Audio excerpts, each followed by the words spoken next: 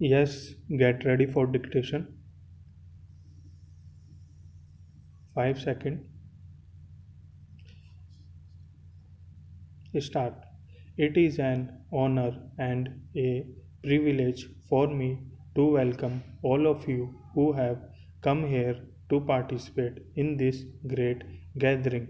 We are happy for various reasons that you decided to hold this conference of the great international financial agencies in Delhi.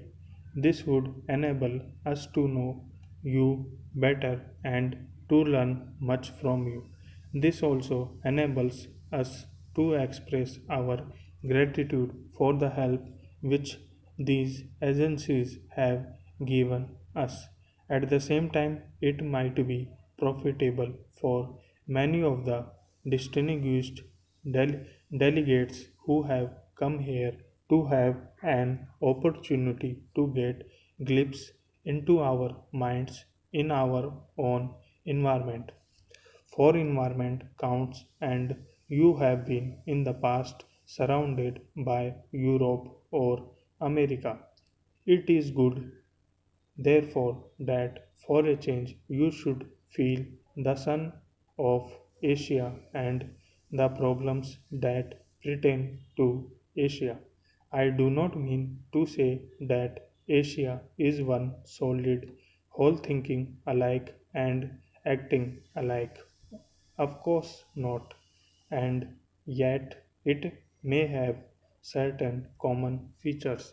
Even now, you have the problems of West Asia, which are two. You have the great tensions and danger at present in the far east of Asia, and you have the problems of southern Asia. The problems are different, but they have a major connecting link, which is the tremendous ferment and change in Asia. Another important factor you may remember is that Asia is not a continent which has only recently come into the light, if I may say so.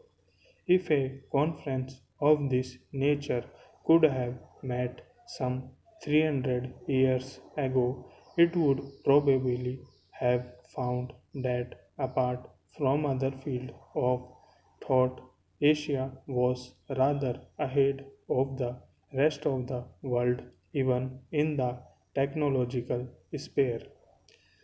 Something happened subsequently which stopped is its progress, making it static, even stagnant, while the countries of Western Europe and America went fast ahead and brought about the Industrial Revolution. Europeans came to India because India was a producer not of raw materials but of manufactured goods which went to Europe and elsewhere. It had a high standard of living as most of countries then, and even higher. With the Industrial Revolution, changes took place with an ever increasing rapidity, which made the industrialized communities of West wealthier, while for a variety of reasons we in the countries of Asia actually went backwards. The pace of progress through science and technology is tremendous in countries where these have been developed to help economic growth, while on the other hand, countries like India struggle hard just to keep themselves going. It is a life and death struggle, not for a group here or a group there, but for the nation as a whole, for the 400 million people who live here. Therefore, I want you to feel this human element in our thinking and in our continual struggle and the strain which we have to face this problem.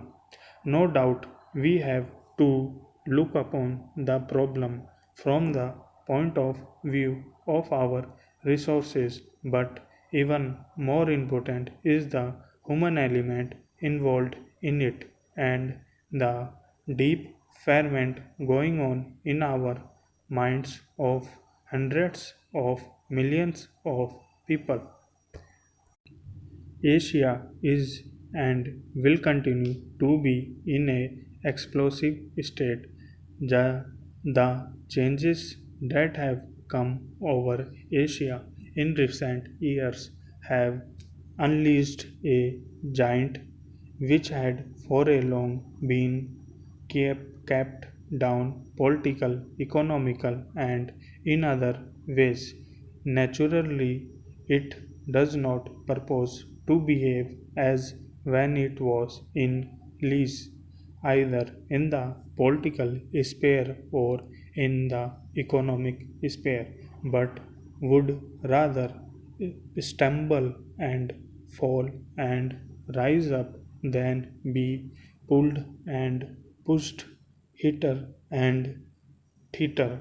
Above all, it does not want to continue as a starving continent living on the verge of subsistence.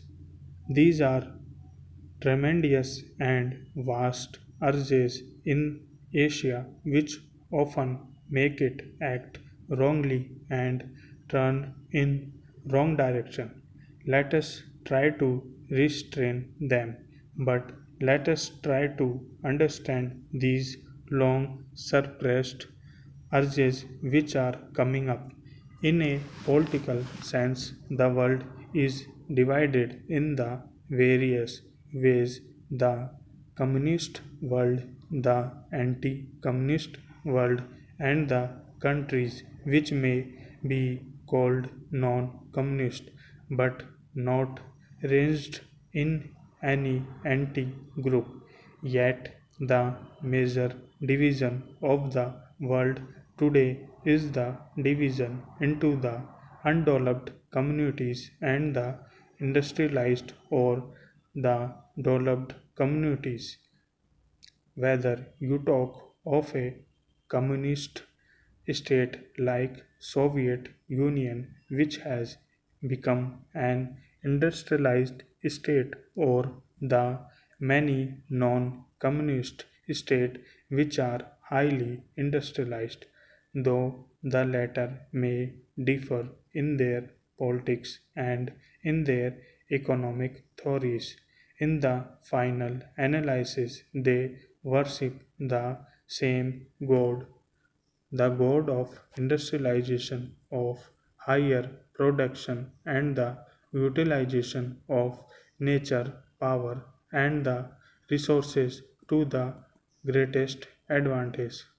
On the other hand, the underdeveloped countries struggle hard for a bare, and the realization is growing that if they do not expand their productivity capacity to offset the rate of their political growth, they remain where they are or they go down. Thank you, everyone.